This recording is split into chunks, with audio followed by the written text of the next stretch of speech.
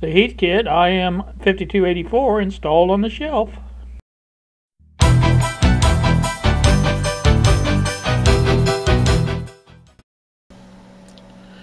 Good evening, YouTube. Here with you on a you guys always make me remember what night it is. I think it's Wednesday. In fact, I know it is because I just watched What's Up Wednesday on the South Main Auto channel, and so it is Wednesday. It's 7:27 now in the evening. Notice I didn't have to look up here to find it. I looked down here on the table because that's where my clock's at. I'm still working on the mounting the new meter and the fluke and stuff like that up there, and I'm going to get that all done here hopefully in the next little bit. I thought I would share with you a couple items I received in the mail, and we'll take a quick look at those. This first one is, well, both of them are from China. But the first one is a, these were on, I was going to try to get these instead of the ones I got for the AM transmitter. And I didn't know which one had arrived first, but I found out it was the 990 that got here first. These are the 120 picofarad. Now Bob seems to think these are a lower value, well, not a lower value, but low enough value to where they would work with that AM transmitter. And there are 20 of these. I think I got 20 shipped free for less than $5. So it was a good deal. And so I'm going to save those for a later project. Also, this next one will interest Bill, I do believe. You may recall, Bill, that I set the now I've done forgot what kind it was. Hitachi, the little Hitachi radio that I did the batteries in. Is that what that was? And I remember I burnt the dowel string on it, and then I sent away for some. Basically, what it is fishing line. And it came from China, and I'm pretty sure that's what this is, because I don't recall ordering anything else of this shape. So let me get that unattached, and we'll make sure. But like I said, I'm pretty sure it's the fishing line to make a new tuner string, dowel cord, whatever you want to call it. Once that, I said once that got here. Of course, I've got other things in the pipeline right now. I can't just turn everything over and start doing this, but I will get back with that, obviously, if I can get this tape off. If the fishing line is anywhere near as strong as the tape, we should not have any problem with it. And there it is, just exactly as it's stated. It's a little bit difficult to see that. I will be getting it out here. It says big deal. I hope it is a big deal, but that's exactly what that looks like, is tuner cord. I'm sure it's not, but you know, it's fishing line, obviously. But that's what I ordered, so maybe this will be the trick. And if it is, I'm going to order another roll of it, because I think there's 100 meters of this, but it's 20-pound. 0.02 millimeter thickness, I guess, and that's about what it looks like. So that should be good, I think. I'm going to be happy with that, I hope. So that's that. And also, while I was searching, I used to have 2 packs of this. Now, the other pack was the one I started with, and it's one I was using last time I did that. But you guys may recall, I got a TV antenna which required sticky things like that and I ran through those pretty quick. They didn't last very long, so I put some more of these up there with them, and I've also got tape up there to hold that thing up. So, anywho, the adhesive does let go on this. Now, for this application, it won't be too bad because you always have a constant pressure on the adhesive, and of course the Velcro too. So, you know, it should work just rather well, I would think. I hope. And I just think I set that down right in the middle of that. I'm trying to keep these separate, the ones that I just peeled off. I like to reuse them if I can, and they should be possible to reuse. So that's on the agenda. So let me get started on that. And first thing I'm going to do is go ahead and finish clearing the that off. I did get the T4 down, and I can't remember if I said this or not, but I'm pretty darn sure that I'm going to go ahead and build Bob's his version of the signal tracer, and I'm going to try it, build it in a way that it will fit in better with what I have here, and that's my goal. And it's fairly, you know, easy to make that whatever shape you want it. I mean, it's the amount of circuitry is not that great in it, and so I want to try to get that done. And so, all right, let's get off here and get back to work.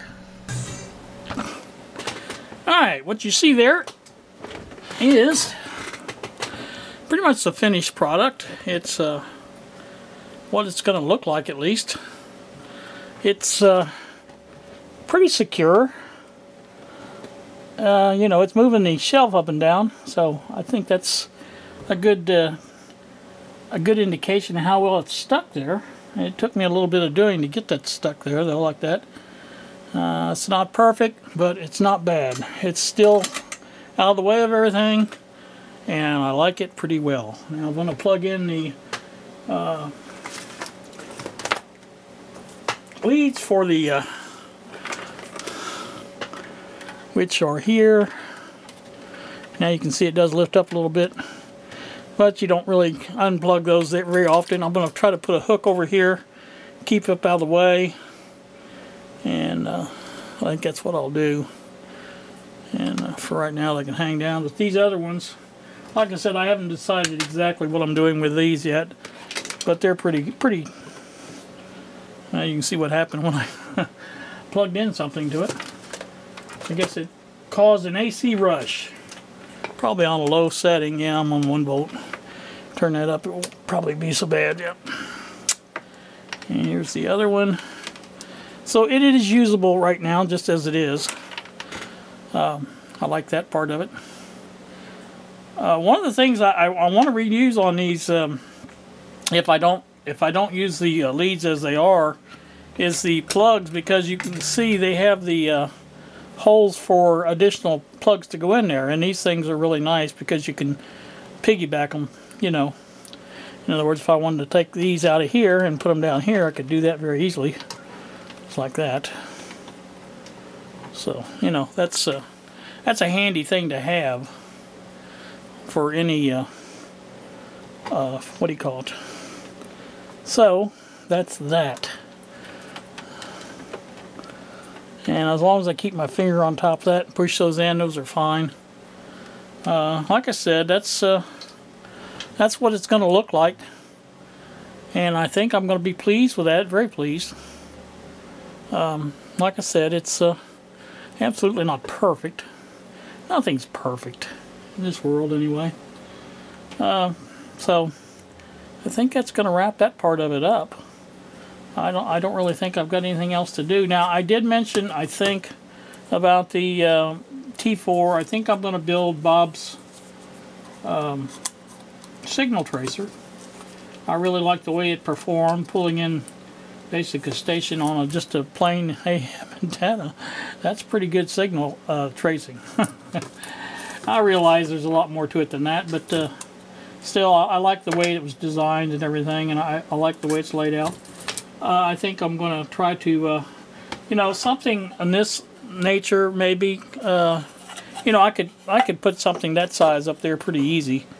You know, if I wanted to, just to keep it up off the shelf, or, you know. And I don't know how I'm going to power it yet. He's got his powered by a battery, but I've already got a portable. The one Don sent, you guys don't. I don't know if you recall that, but this thing works great too. So if I need something portable, I have this. So, you know, I'm not really worried about the portable aspect so much. I'd like to have a fairly decent bench, a bench unit. You know, what I really wanted, and I've been wanting this for a long time, and I tried once unsuccessfully to do it, and that's over here.